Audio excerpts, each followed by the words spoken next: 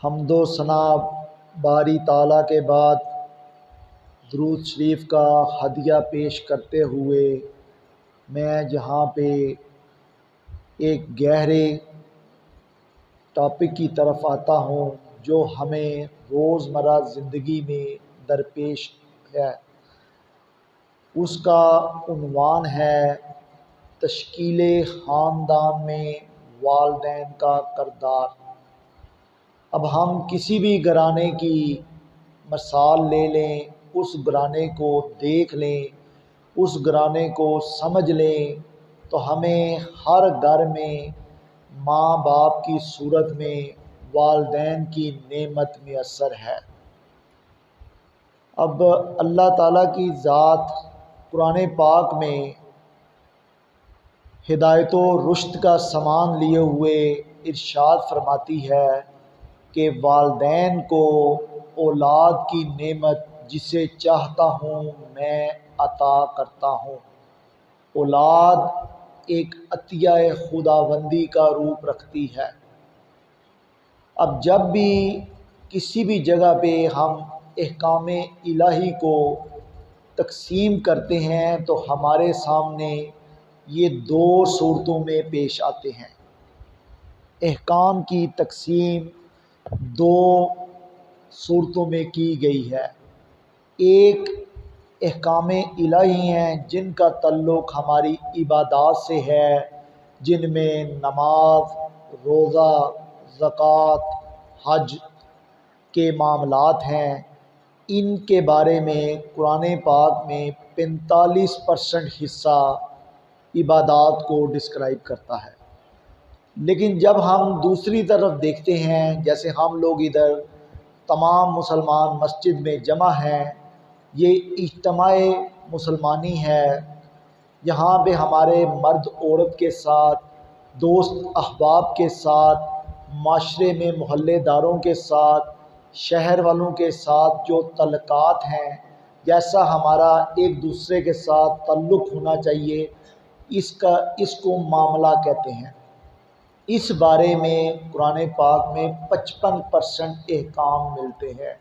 और हम अमूमी तौर पे जो गलती करते हैं वो इबादात को मामलात पर फोकियत देते हैं, जबकि इबादात ज़ाती होती हैं, उनका दिल की पाकीज़गी से ताल्लुक़ होता है, दिल की लताफ़त से या दिल की पाकीज़गी से ताल्लुक़ रखती हैं, उससे रूह में निखार आता है। जबकि मामले से जो मामले के अहकामात हैं उन पर अमल करने से माशरे में पाकीज़गी और रूह परवर फ़ज़ा पैदा होती है। और एक दूसरे के मामला करने से हमें जो आयत हमारी रहनुमाई करती है वो इन्नमल मुमिनूना इख़वतुन, बेशक तमाम मोमिनीन आपस में भाई भाई हैं। अब देखा जाए तो वालिदैन हर घर में मौजूद हैं और हमें भी जब से इस दुनिया में हम पैदा हुए हैं हमारे दिमागों की खिड़कियां खोल के हमें समझाया जाता है कि वालिदैन के हकूक़ को फ़ौक़ियत हासिल है औलाद के हकूक़ से। जबकि देखा जाए तो एक दीनी जो शरई और फ़क़ही अहकामात हैं उनमें एक सब्जेक्ट बहुत कम आपस में बहस मुबासे का रूप इख्तियार करता है या डिबेट की जाती है, उसको किताबुन निकाह का बाब कहा जाता है। किताबुन निकाह में इजाब व कबूल की अहकामात दिए गए हैं कि किन शर्तों पे इजाब व कबूल करते हुए मर्द और औरत रिश्ता अज़दवाज में मुंसलिक होते हैं, कितनी उम्र होनी चाहिए, कितना महर होना चाहिए, मर्द की माशी पोजीशन क्या होनी चाहिए, उसके घर का रहन सहन क्या होना चाहिए, तब वो रिश्ता ज़ोज में या रिश्ता अज़दवाज में मुंसलिक होके ज़ोजैन बन जाते हैं। यहाँ से मियाँ बीवी जब एक दूसरे के अल्लाह ताला को गवाह बनाते हुए माशरे के इज़्ज़त व मुक़र्रब लोगों की मौजूदगी में जब आपस के अज़दवाजी रिश्ते में मुंसलिक हो जाते हैं तो उनके इस पाकीज़ा ताल्लुक़ से ख़ानदान वजूद में आता है। अब मेरे सामने ये मौजू है कि इस ख़ानदान से फ़र्दर जो औलाद पैदा होनी है उस बारे में कुरान पाक या अहादीस नबवी हमारी क्या रहनुमाई करती हैं। अब हमें तो शुरू में ये सुनाया गया कि वालिदैन के हकूक़ तो बहुत ज़्यादा है, इससे कोई भी अहले दानश्वर इनकार नहीं कर सकता कि वालदा अगर जन्नत को अपने कदमों तले लिए हुए है तो वालिद जन्नत का दरवाज़ा है। लेकिन मेरा ये मौजू है कि वो अदना, वो नन्हे मुन्नी सी कलियाँ, वो नन्हे मुन्ने से गुलाब जो इस दुनिया में महकते हैं, उनके अल्लाह ताला ने क्या हकूक़ रखे हैं और उनको नशोनुमा देने में वालिदैन का क्या किरदार है। अब देखा जाए तो इस बारे में कुरान जो हिदायत व रुश्द वाली किताब है, नूरे मुबीन है, वो हमारी क्या रहनुमाई करती है। कुरान पाक में बच्चों के 14 हकूक़ अल्लाह ताला ने ऐसे गिनवाए हैं जो वालिदैन पे अता करने वाजिब हैं, फ़र्ज़ हैं। औलाद के दुनिया में आने से पहले अल्लाह ताला ने उस औलाद का हक़ रख दिया है। जब हम ज़ौजैन के रिश्ते में मुलव्वस होते हैं तो हमें एक दुआ सिखाई गई है जो कायनात में या इस रंगे बू की दुनिया में बच्चे का पहला हक़ है कि आप अपने लिए नेक औलाद अल्लाह ताला से मांगे कि अल्लाह ताला इस यूनियन से, इस ज़ौजैन के रिश्ते से जो वजूद पैदा करे वो नेक तीनत, नेक फितरत, नेक सीरत और पुर इखलाक हो। ये बच्चे का दुनिया में आने से पहले पहला हक़ रख दिया गया है। दूसरा कहा जाता है कि जब बच्चा माँ के बतन में आ जाए तो उसकी हिफाजत करना भी वालिदैन की ज़िम्मेदारी है। तीसरा हक़ ये रखा गया है कि जब वो ज़िंदगी माँ के बतन में बन जाए दोनों के वजूद से, तो कुरान पाक कहता है उस ज़िंदगी की हिफाजत करना भी वालिदैन की ज़िम्मेदारी है। अब वलद का मानी समझ लीजिएगा कि कुरान पाक में औलाद को कत्ल करने से मना किया गया है मुफलसी के डर से। लेकिन वलद किसे कहा जाता है? कहते हैं जब दो अजसाम मिल जाते हैं, उनका मिलने से जो चीज़ पैदा होती है वो अल्लाह ताला एक पाकीज़ा घर में उसका ठिकाना करता है। उसकी मुद्दत 40 दिन है। उसके बाद उसी को गोश्त का लोथड़ा बना देते हैं, जो जमा हुआ खून होता है उसका दौरानिया भी 40 दिन है। उस 40 दिन के बाद फर्दर 40 दिन उसकी परवरिश की जाती है और वो हमारे जैसे मसल्स में कन्वर्ट हो जाता है। जब ये 120 दिन गुज़र जाते हैं तो फिर उसमें रूह फूंकी जाती है। रूह जो आसमानों पे अपना ठिकाना रखती है, वो जब उस छोटे से नमूने में 120 दिन के बाद फूंक दी जाती है तो उस वक़्त उसको वलद कहा जाता है। तब वो एक जीता जागता वजूद बन जाता है। उस वजूद की हिफाजत करना और उसे ज़िंदगी अता करना वालिदैन की ज़िम्मेदारी है। उससे पहले उस पर ज़िंदगी के अहकामात उस पर सादर नहीं होते।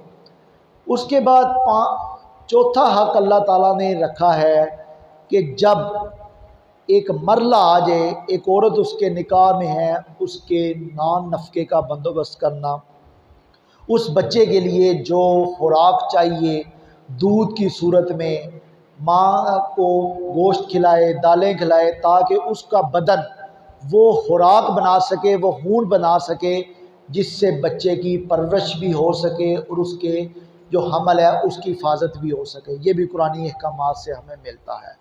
इसके बाद बच्चे का हक़ रखा है जब एक महसूस वक़्त आता है, बोझ बोझल हो जाता है माँ का बतन, तो फिर उसके लिए जो हमल के लिए बंदोबस्त करना ताकि बच्चे की परवरिश हो सके, बच्चे की पैदाइश हो सके, इसके लिए भी अल्लाह ताला ने वालिदैन को फ़र्ज़ और औलाद का हक़ रख के भेजा है।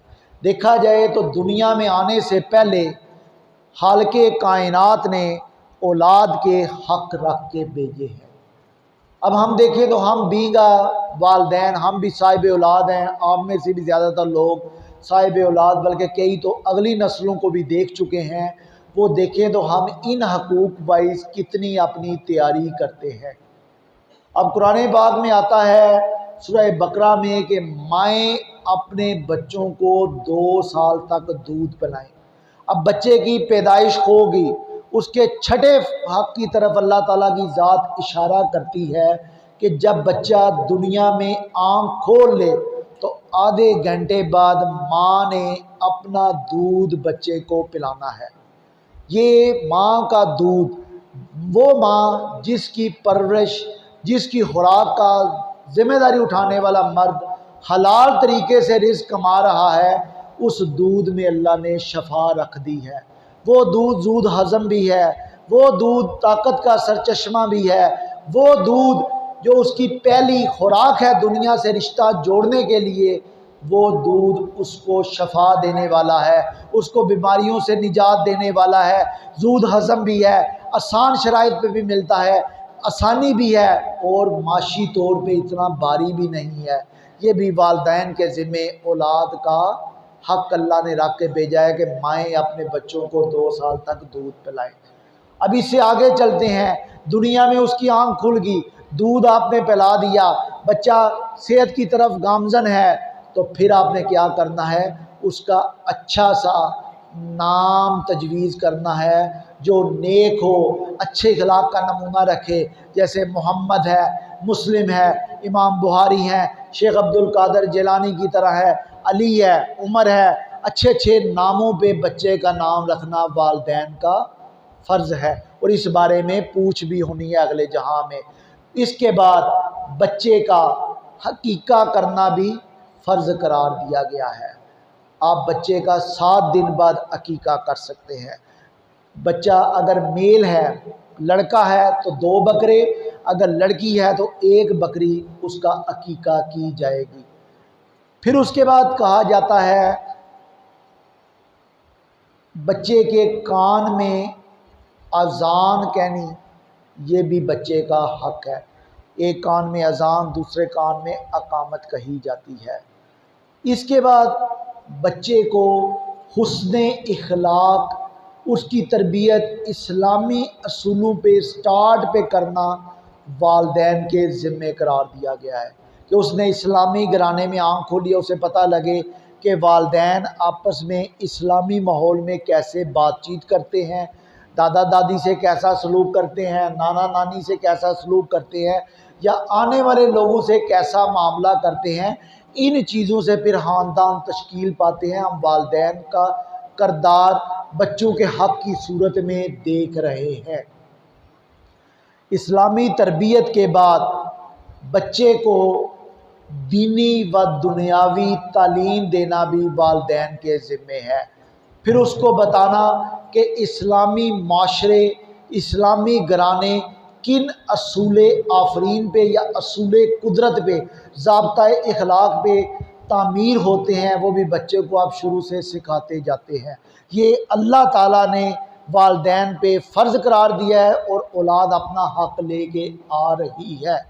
इसके बाद हम आगे बढ़ते हैं। अल्लाह ने मज़ीद क्या हक़ रखा है कि बच्चे को आपने आहिस्ता आहिस्ता दीन की तरबियत देनी है। जब वो 7 साल का हो जाए तो फिर आपने उसको नमाज़ पढ़ना सिखानी है। लेकिन नमाज की फ़र्ज़ियत 10 साल पे हो रही है, रोज़े की फ़र्ज़ियत 10 साल पे हो रही है। आस्ता आस्ता फिर उसके अहकामात आप उसे सिखाते जा रहे हैं, इस्लामी तरबियत करते जा रहे हैं। जब वो कहते हैं 7 से 8 साल के हो जाएं तो बच्चों के बिस्तर भी अलहदा कर लो, सकी बहन भाइयों के बिस्तर भी अलहदा हों।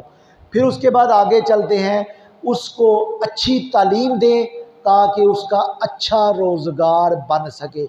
ये भी वालिदैन के ज़िम्मे है ताकि वो अपनी रोज़ी रोटी कमा सके, माशरे का अच्छा फ़र्द बन सके, उसको अच्छे इखलाक सिखाएँ।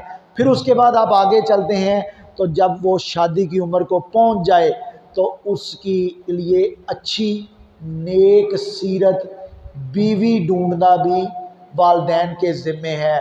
और जब बच्चे का एक हक़ ये भी है कि उसकी वालदा अच्छे नसब वाली हो, उसकी वालदा अच्छे ख़ानदान वाली हो, उसकी वालदा दीन के अच्छे इखलाक व करदार की मालिक हो। और उसी वालदा जब उसके लिए बीवी तलाश करेगी तो उसका भी नेक सीरत और नेक तबीयत होना ज़रूरी है।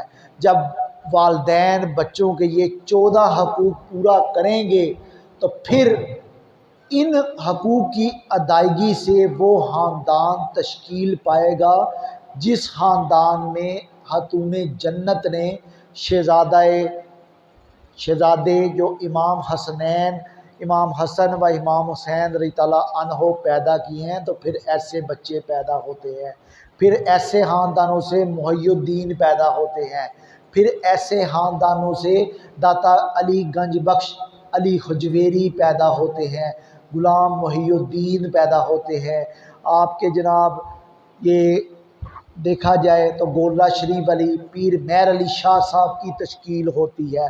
तो वालदा जो है, वालिदैन जब अपने बच्चों के हकूक़ अदा करते जाते हैं तो ऑटोमेटिकली बच्चों में एहसास-ए ज़िम्मेदारी आ जाता है। अब देखें, वो एक मियाँ बीवी जो इजाब व कबूल के बाद पैदा हुए हैं, वालिदैन के दर्जे में फ़ाइज़ हो गए हैं, उन्हें हम क्या रोज़मर्रा ज़िंदगी में ये सबक देते हैं कि बेटा आपके आने वाली नस्ल के ये हकूक़ अल्लाह ताला ने रखे हैं।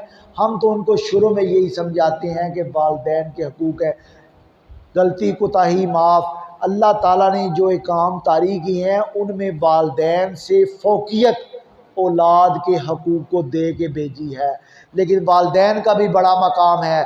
अब मैं आपको उस तरफ लेके चलता हूँ कि तश्कील ख़ानदान में जब औलाद की आप तरबियत कर रहे हों तो उनको 3 हिस्सों में तकसीम कर लें। वो 3 हिस्से कैसे बनेंगे? पहले 7 साल जो बच्चा जो उसने माँ के बतन में अपना वजूद रखा है, पहले 7 साल से पहले उसको कैसा आपने तरबियत का माहौल देना है। उस वक़्त उसकी तरबियत एक बादशाह की तरह करनी है। बादशाह के सामने आप एक राया की तरह हैं। राया कौन होती है? जो हुक्म मानने वाली है। बेटा आपको हुक्म देता है, आप वो करते जाते हैं ताकि वो आपसे उनसियत का माहौल बन सके, ताकि आपसे सिला रहमी सीख सके, ताकि वो आपसे रहमत सीख सके, ताकि वो आपसे प्यार मोहब्बत करना सीख सके, ताकि वो आपसे मामला करना सीख सके। जब वो आपसे फ्रैंक हो जाता है तो फिर उसके बाद उसको आप ग़ुलामी की तरफ ले जाएं। अगले 7 साल उसकी तरबियत ऐसा करें कि वो आपका ग़ुलाम है। इस उम्र में उलमा कराम लिखते हैं कि आप उसको हल्की सी तंबीह भी कर सकते हैं, उसको हल्की सी मार भी दे सकते हैं। फिर आप उसको नमाज के अहकामात सिखा रहे हैं, फिर आप उसको रोज़ा रखना सिखा रहे हैं, फिर आप उसके सामने ज़कात दे रहे हैं, फिर आप उसके सामने रोज़ा रखने के साथ साथ हज की तरगीब दे रहे हैं, फिर आप उसके साथ गरीबों की मदद करना सिखा रहे हैं, इखलाक का नमूना बन के दिखा रहे हैं। तो बच्चा आपसे ये चीज़ें लर्न कर रहा है, उसको ज़ोर ज़बरदस्ती ये चीज़ें सिखाएं। जब आप ग़ुलामी का माहौल रखेंगे तो वो बच्चा इस इंस्टीट्यूशन जो ख़ानदान सोशल थिंक टैंक इसको पहली मंजिल करार देते हैं कि माँ का पढ़ाया हुआ इल्म पत्थर पे लकीर है, बचपन का पढ़ा हुआ इल्म पत्थर पे लकीर है। जब वो इस तरबियत से गुज़र के, ग़ुलामी की स्टेज से गुज़र के जीता जागता नमूना 14 साल का बन जाता है, बालग हो जाता है, फिर उससे ऐसा मामला करें कि आप उससे मशवरा लें, मशवरा दें, ताकि वो रोज़मर्रा के मामलात में आपको मशवरा भी दे सके, आपसे मशवरा ले भी सके। तो ये हकूक़ जब आप अदा करते जाते हैं तो बच्चा फिर आपके हकूक़ अदा करने के काबिल होता है। देखा जाए तो 14 साल इस्लाम ने जो आपकी औलाद है उस पे कोई आपके हक़ नहीं रखे, जबकि आपके ज़िम्मे औलाद का हक़ रख के ये साबित किया है कि इस्लाम वाकई दीन फितरत है, इस्लाम मुकम्मल ज़ाब्ता हयात है। वो एक ऐसी किताब है जिससे कोई नाबीना, कोई अनपढ़, कोई गहराइयों में डूबा हुआ इंसान जो तारीकी में डूबा हो, वो भी हिदायत लेना चाहे तो उसे रुश्त व हिदायत मिल जाती है। जब अल्लाह ताला की ज़ात हमारी हिदायत करती है तो फिर वो कहती है जब आपने अपने बेटों के हकूक़ अदा कर दिए तो फिर आपने उसके लिए दुआए खैर भी करनी है, ताकि नेक औलाद माशरे को सीधी रास्ते पे ले जाने वाली बने, लीडर बन सके, आपको सीधी राह दिखाए और ऐसा इंसान बने जिसके बारे में हदीस नबवी है, खैरुन्नासी मन यनफ़उन्नास, तुम में से बेहतरीन वो है जो दूसरों को नफ़ा पहुंचाने वाला है, जो दूसरों को फ़ायदा देने वाला है। और ये हमारा दीन फितरत, दीन इस्लाम तो है ही फ़ायदा पहुंचाने वाली। फिर इसके बाद जब औलाद इस काबिल हो जाती है, वो अब हक़ अदा करने के काबिल हो गई है, तो फिर मैं आपकी रहनुमाई करता हूँ, तो फिर वालिदैन के ज़िम्मे क्या हक़ हैं जो औलाद ने अता करने हैं। कहते हैं ये ज़िंदगी बड़ी खूबसूरत है, ज़िंदगी बड़ी खूबसूरत है जब हम एक ऐसा शजर लगाते हैं जो सायादार हो, इस सायादार शजर की निगरानी में अपनी औलाद की हलाल रिज़्क पे, अच्छे घराने में, इखलाक पे उसकी तरबियत करते हैं, तो ऐसा बच्चा फिर माशरे को नेक तीनत, नेक फितरत और नेकी का राह दिखाने वाला बन जाता है। तो सरकार मदीना हज़रत मोहम्मद मुस्तफ़ा सल्लल्लाहु अलैहि वसल्लम हमारी रहनुमाई करते हैं कि सबसे जो अफजल, सबसे आला इखलाक, सबसे आला तोहफ़ा जो अल्लाह की तरफ से घराने को मिलता है वो नेक तबीयत साले औलाद है, साले फर्जंद या साले बेटी है। कहते हैं सरकार मदीना वालदैन का तारुफ कराते हुए कहते हैं कि मैं बचपन में ही वालदैन के साए से महरूम हो गया था। जब मैं पैदा हुआ तो यतीम था, 6 साल बाद माँ भी दागे मुफारकत दे गई हैं। अब देखें तो हम में से कितने ही लोग हैं जो यतीमी और मस्कीनी का गिला करते हैं, वो सख्त मजाज हो जाते हैं, वो मुदब्बर हो जाते हैं, उनका लहजा बड़ा सख्त हो जाता है। लेकिन ऐसा जब हमारे नबी पाक सल्लल्लाहु अलैहि वसल्लम अपना नमूना पेश करते हैं तो वो यतीमी मस्कीनी की ठोकर खाने के बावजूद रहमतुल लिल आलमीन बन के आए हैं। अब वो माँ का अदब दिखाते हुए कहते हैं कि अल्लाह ताला ने मेरे से दोनों को दूर कर लिया मेरी ज़िंदगी में जब मैं छोटा था, लेकिन अल्लाह करता, मेरी ये ख्वाहिश है कि इशा का वक़्त होता, मैं इशा की इमामत करा रहा होता, सूरह फातिहा की तिलावत कर चुका होता, तो मेरी वालदा अगर मुझे आवाज़ देती, ए मोहम्मद, मेरे पीछे सहाबा कराम की जमात मेरे पीछे नमाज में खड़ी होती, तो मैं उस वक़्त नमाज को तोड़ के अपनी वालदा के हुक्म पे लब्बैक कहता हुआ दौड़ता हुआ जाता और उनके सामने हाथ बांध के दो जानू खड़ा होकर कहता, जी अम्मा हजूर, मोहम्मद हाजिर है। ये वालदा का मकाम है। अब आप देखें तो हमें क्या सिखाया जाता है कि नमाज अफजल है। यहाँ पे सरकार क्या कह रहे हैं, सरकार क्या फरमा रहे हैं कि नमाज को मैं तोड़ के अदबे वालदा में क्या कर सकता हूँ। और ये उनको इल्म अल्लाह ताला ने वदियत फरमाया है। दूसरा वो कहते हैं अब उनके घर में एक मुलाजमा है, सरकार को उम्मे ऐमन के अलावा 8 औरतों ने दूध पिलाया है। दूध पिलाने की वजह से रज़ाई माएँ हकीकी माओं की तरह मकाम रखती हैं। कहती हैं एक दफ़ा एक महफ़िल में उम्मुल मुमिनीन हज़रत आयशा सदीक़ा रज़ियल्लाहु अन्हा सरकार मदीना वजह तख़लीक़ कायनात हज़रत मोहम्मद मुस्तफ़ा सल्लल्लाहु अलैहि वसल्लम मौजूद हैं और उम्मे अहमद जो सरकार की रज़ाई माँ हैं, वो कहती हैं, अब बैठे हुए हैं, उस वक़्त नबूवत के अहकामात आ चुके हैं, सरकार सरदारुल अंबिया हातमुन नबीयीन के ओहदे पे फाइज हो चुके हैं। तो उम्मे अहमद कहती हैं, ए मोहम्मद सल्लल्लाहु अलैहि वसल्लम, मुझे पानी तो पिलाना। बीबी आयशा उस पर गुस्सा करती हैं, आपकी क्या मजाल, हालांकि वो हबशी लोंडी हैं, हबशी बांदी हैं अब्दुल्ला रज़ी अल्लाह अन्हु की।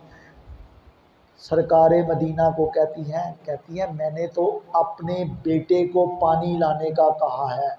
तो हज़रत मोहम्मद मुस्तफ़ा सल्लल्लाहु अलैहि वसल्लम फरमाते हैं, हाँ हाँ, मैंने इस औरत का दूध पिया है, इस वजह से ये मेरी माँ है, तो मैं क्यों ना इनको पानी पिलाऊं। उसी वक्त अदब से उठते हैं, गड़े के पास जाते हैं, पानी गड़े वो कटोरे में भरते हैं और अदब से ला के ऐसे पेश करते हैं।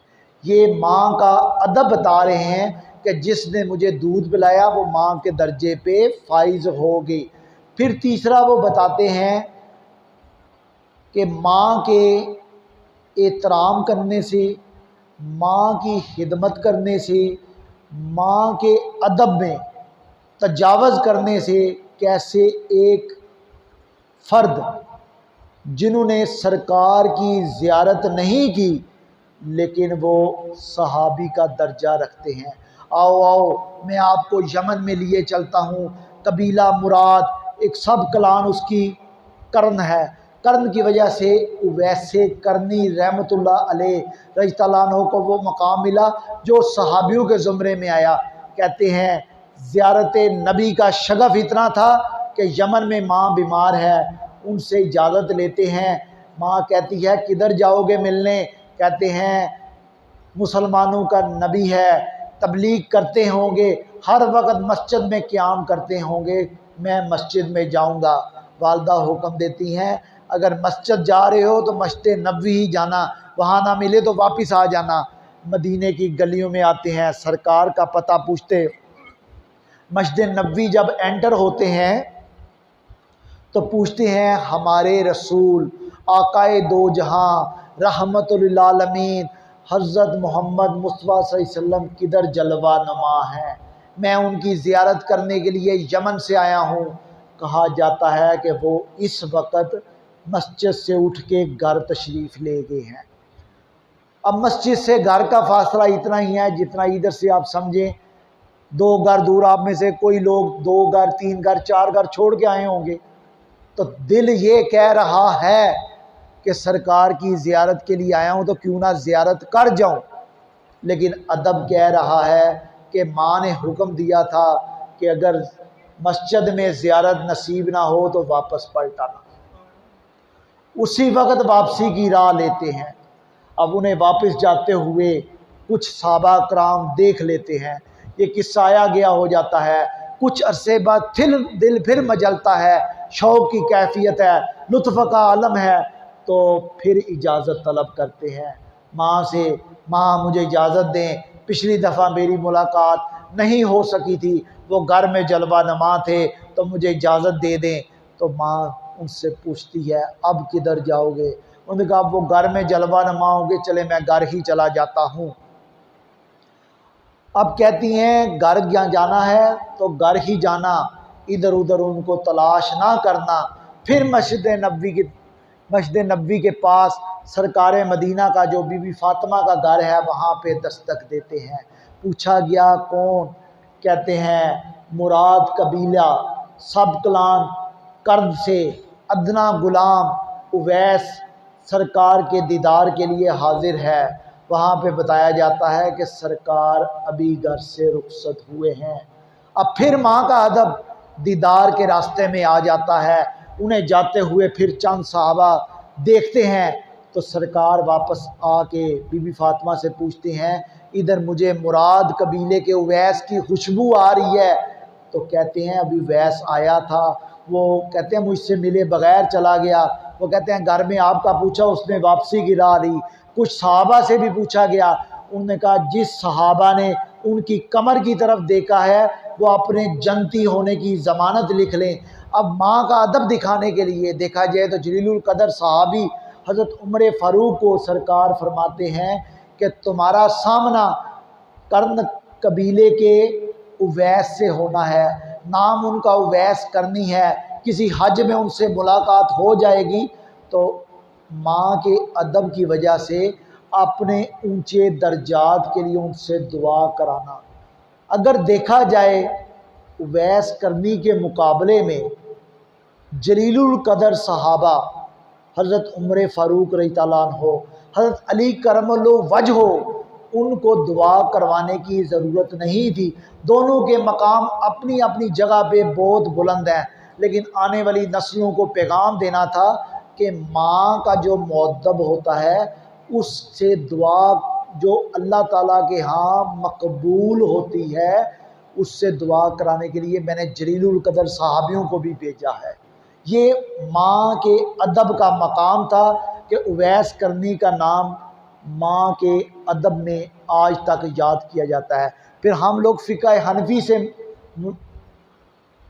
अपनी अकीदत रखते हैं, अटैचमेंट है हमारी फ़िक़्ह हनफ़ी के सबसे बड़े इमाम अबू हनीफ़ा नुमान बिन साबित रहमतुल्लाह अलैह हैं। ये मनाजरा करते हैं, इल्मी मनाजरे होते हैं। उनके उस वक़्त के सबसे बड़े आलम हज़रत अब्दुर्रहमान रज़ी अल्लाह अन्हु से रहमतुल्लाह अलैह से, दोनों के इल्मी मनाजरे हैं, लेकिन माँ अब्दुर्रहमान की बात को ज़्यादा फ़ौक़ियत देती हैं। माँ उन्हें कहती है मुझे ये मसला दरपेश है, इसमें उनकी राय लेके आना। तो इमाम अबू हनीफ़ा रहमतुल्लाह अलैह माँ को ये नहीं कहते, माँ मेरा इल्म उससे फ़ौक़ियत रखता है, मेरा इल्म उसके मुकाबले में अथॉरिटी रखता है, मेरी राय इस बारे में ये है। उसी वक्त चुप चुपीते चादर बांधते हैं और उसके घर का राह लेते हैं, घर में दरवाजे पे दस्तक देते हैं, कहते हैं अब्दुर्रहमान इस बारे में मुझे तेरी राय की तलाश है, मेरी माँ ने मुझे तुम्हारी तरफ भेजा है। तो माँ का अदब करने की वजह से कायनात आज भी इमाम अबू हनीफ़ा को याद रखे हुए है। माँ का अदब, बाप जन्नत का रास्ता, ये जब हम हकूक़ो तरवीज, हकूक़ो फ़राइज़ में बैलेंस करके चलते हैं, बाप अपना फ़र्ज़ अदा करता है, माँ अपना फ़र्ज़ अदा करती है, औलाद अपना फ़र्ज़ अदा करती है, तो फिर इस फ़र्ज़ की तकमील से हकूक़ भी अदा होते हैं। हक़ की अदायगी से फिर जो घराने तश्कील पाते हैं वो ऐसे होते हैं जो आइडियल होते हैं। फिर हदीस नबवी आपके सामने लिखी है, तुम में से हर एक निगहबान है, उससे की रैयत के बारे में, उससे उसकी निगहबानी के बारे में सवाल पूछा जाएगा। देखा जाए तो कुरान पाक में आयत है, माएँ अपने बच्चों को 2 साल दूध पिलाएं। अब देखा जाए तो ये दोनों चीज़ें इंटरलिंक हैं। माँ बाप को फ़ौक़ियत रैयत की वजह से, ज़िम्मेदारी की वजह से, बाप ने अगर ज़िम्मेदारी अदा कर दी है, हलाल रिज़्क़ खिलाना है, हलाल रिज़्क़ पे वालिदैन अपनी बीवी की नान नफ़का अदा करना है, तो उसके बाद फिर ऐसी औलाद पैदा होगी जो माशरे का हाथ थामने वाली होगी, जो माशरे को सीधी रास्ते पे ले जाने वाली होगी। और जब उस औलाद के बारे में अल्लाह ताला ने क़यामत के रोज़ पूछना है, तो फिर ऐसे वालिदैन जिन्होंने हकूक़ अदा किए होंगे उनका दामन साफ़ होगा, वो जन्नत की तरफ जाने के लिए अपना दर्जा बुलंद पाएंगे।